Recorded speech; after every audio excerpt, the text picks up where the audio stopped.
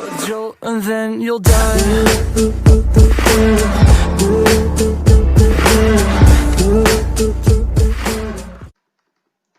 Hello guys, आज इस video में हम लोग बात करने वाले हैं कि बाइनरी सर्च क्या होता है और हम उसकी टाइम कॉम्प्लेक्सिटी कैसे फाइंड करते हैं।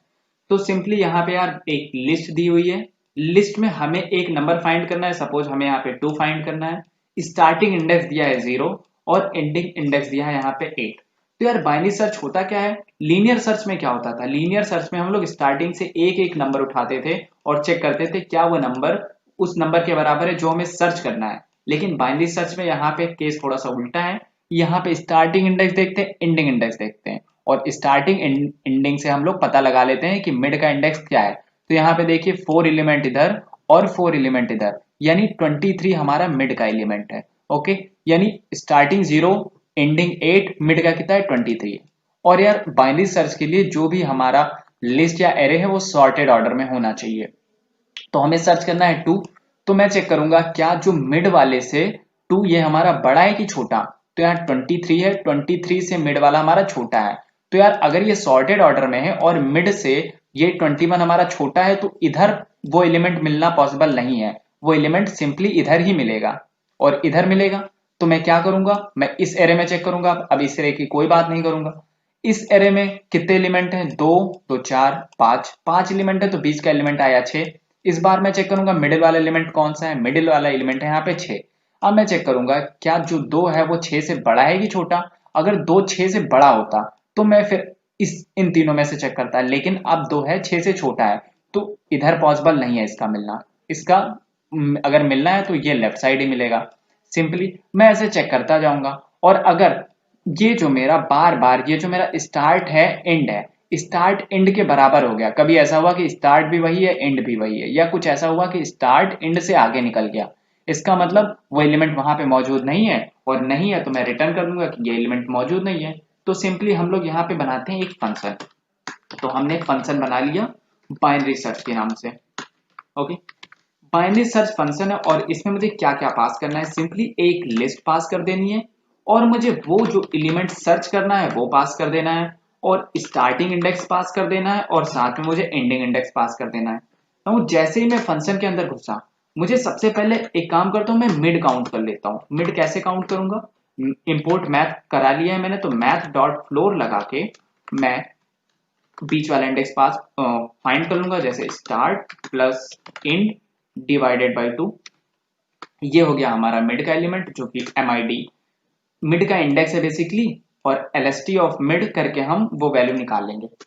अब मैं पहले एक कंडीशन लगा देता हूं कि कहीं ऐसा ना हो जाए सर्च होते होते होते होते जो स्टार्ट है ये एंड के बराबर या उससे बड़ा निकल जाए।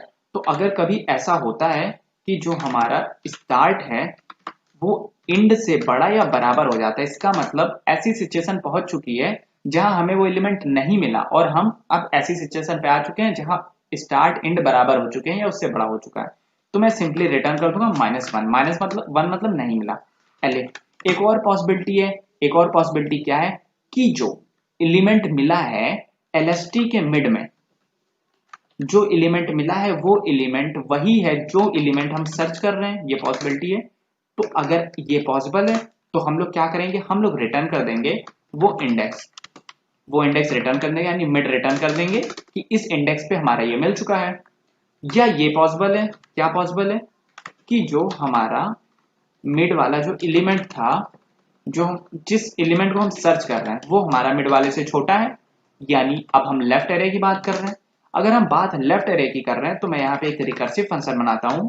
रिकर्सिव फंक्शन में मैं क्या डाल दूंगा, लिस्ट तो अभी भी वही है और सर्च जो एलिमेंट सर्च कर रहे हैं वो भी अभी भी वही है और मुझे चेंज करना है स्टार्टिंग और एंडिंग इंडेक्स। अब मुझे करना क्या है, मुझे करना यह है कि लेफ्ट यहाँ पे सर्च LST मिड से छोटा है तो मैं बात करूंगा सिर्फ लेफ्ट साइड की। तो मैं आ गया लेफ्ट साइड। अगर मैं लेफ्ट साइड आ गया तो स्टार्ट तो वही रहेगा। ध्यान देना यहाँ पे, वापस मैं दिखाता हूँ। जैसे जब 23 था और 2 23 से छोटा था तो हम लोग आ गए लेफ्ट साइड में। लेफ्ट साइड में जो स्टार्टिंग इंडेक्स था वो अभी भी 0 है और जो एंड इंडेक्स था वो मिड से एक छोटा हो चुका है। यानी इस लिस्ट की बात करो तो स्टार्टिंग 0 है और मिड यहाँ पे 4 है। ओके सॉरी, मिड यहाँ पे 23 था, एंड यहाँ पे मिड से एक कम हो चुका है। बात करते हैं लेफ्ट वाले की केवल, ऐसा होता है। तो सिंपली स्टार्ट तो वही है और जो हमारा एंड वाला है वो मिड -1 हो चुका है। एक और पॉसिबिलिटी यहाँ पे है, वो हम डाल देते हैं कि जो हमारा सर्च एलिमेंट है वो LST ऑफ मिड से बड़ा है। सपोज दैट हम यहाँ पे बात कर रहे थे 24, हमें सर्च करना है 24, तो 24 जब यहाँ मिड से सर्च होगा तो 24 23 से बड़ा है, यानी इस एरे का कोई काम नहीं, मुझे इस एरे का काम है। 23 सर्च हो चुका, अब मुझे 23 के राइट में जितना है उसको फाइंड करना है। तो स्टार्टिंग इंडेक्स में ये मुझे आ चुका है, जो मिड से एक बड़ी वैल्यू स्टार्टिंग इंडेक्स में आ चुकी है, और एंड देखिए अभी भी उतना ही है। तो अगर सर्च मिड से बड़ा है तो मुझे केवल चेंज करना है किसमें, स्टार्ट वाले में। और मैं कैसे चेंज करूंगा, LST कॉमा सर्च तो अभी भी वही है, और स्टार्ट की जगह पे मैं मिड +1 पास कर दूंगा, और एंड की जगह पे तो अभी भी एंड ही है। तो ये बन गया हमारा एक बाइनरी सर्च का फंक्शन। अब एक काम करते हैं, हम लोग बाइनरी सर्च में एक वैल्यू पास कर देते हैं, सर्च। तो बाइनरी सर्च में सबसे पहले मैंने एक LST पास कर दिया। LST के बाद मैंने क्या पास किया, मैंने पास किया कि सर्च, जो एलिमेंट मुझे सर्च करना है, SERCH। स्टार्टिंग इंडेक्स जब कभी लिस्ट स्टार्ट होगी तो 0 ही होगा, और एंडिंग इंडेक्स क्या होगा, एंडिंग इंडेक्स में ऐसे निकालता हूं, लेंथ ऑफ LST -1, ये हो जाएगा उसका एंडिंग इंडेक्स। नाउ मैं इस वैल्यू को कराना चाहता हूं प्रिंट, ताकि मैं देख सकूं कि आखिर रिजल्ट में क्या आया। मुझे सर्च क्या करना है, सर्च वैल्यू को सर्च करना है, यानी 2 को सर्च करना है। तो ये मुझे क्या बताएगा कि 2 -1 मुझे रिजल्ट देना चाहिए, क्योंकि 2 प्रेजेंट नहीं है यहाँ पे। तो इसने मुझे नन रिजल्ट दिया। क्यों नन रिजल्ट दिया, मैं वापस से देखता हूँ। तो यार अगर ध्यान से देखो कि ये नन रिजल्ट क्यों रिटर्न कर रहा है, तो हम लोग को पता चलेगा कि हम लोगों ने यहाँ पे रिटर्न नहीं लगाया। तो जब हम लोग यहाँ पे रिटर्न रिकर्सिव कॉल कर रहे हैं पर हम रिटर्न नहीं कर रहे। तो यार देखो, हम लोग को सर्च क्या करना था, हम लोग को सर्च करना था यहाँ पे 2। तो अगर हम इसे चला के देखते हैं तो हमें मिलेगा रिजल्ट -1, यानी 2 प्रेजेंट नहीं है।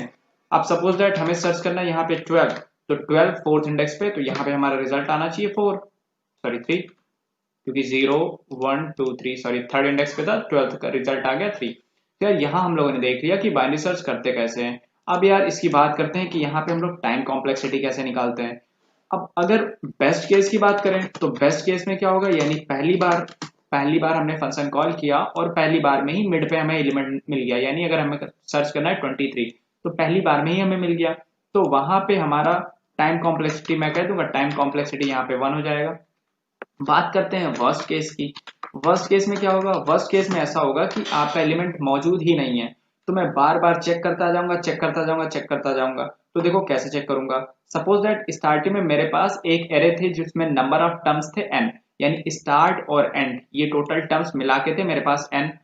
तो मुझे टोटल कितना टाइम लगा, जैसे ही मैंने पहली बार फंक्शन चला तो यहाँ पे कुछ टाइम इसमें लगा होगा, सपोज दैट a। उसके बाद मेरी या फिर ये चलना है या फिर ये चलना है। तो अगर वर्स्ट केस है तो ना ये होने वाला है पहले और ना ही ये होने वाला है, हमेशा इन दोनों में से कोई ना कोई कॉल होता रहेगा। तो अगर सपोज दैट ये कॉल हुआ या ये कॉल हुआ, दोनों में से कोई भी कॉल होगा, लिस्ट को क्या हो जानी है, आधी हो जानी है। अब देखो जितना टाइम बाइनरी सर्च को इसमें लगा उसका आधा टाइम इसमें लगा होगा। तो कुछ ऐसे देखो कि जब हमारे पास टोटल नंबर ऑफ टर्म्स थे n, तो मेरे पास कुछ a टाइम लगा होगा इन सबको काम करने में, कुछ ए टाइम में मान लेता हूँ ए टाइम मेरा यहाँ लगा होगा, और उसके बाद उतना ही टाइम लगा होगा जितना n/2 एरे को सर्च करने में। तो देखना यहाँ पे tn/2 उतना ही टाइम लगा होगा, इसको उतना ही टाइम लगा होगा जितना टाइम tn/2 को लगा होगा, प्लस ये वाला टर्म। ओके, तो ये वाला टर्म मैंने a मान लिया। नाउ tn/2 को कितना लगा होगा, tn/2 को उतना लगा होगा, कुछ समझ लो उसका भी मैं a ही कांस्टेंट टाइम मान लेता हूँ, उतना लगा होगा जितना tn/4।